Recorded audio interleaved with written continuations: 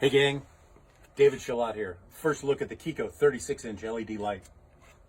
Designed for the body shop technician in mind for glue pull repair, but equally versatile for the PDR technician as well. 36-inch head with cool and warm light strips that can be operated independently or together. You've got an extending pole and shaft to reach out. The arm itself pivots up and down, just as a normal light does. You've got the telescoping feature as well. Go up and down to reach those roofs.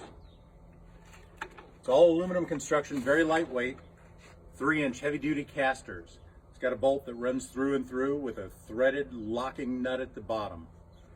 Aluminum battery tray, made in America, lightweight Keco 36-inch LED light.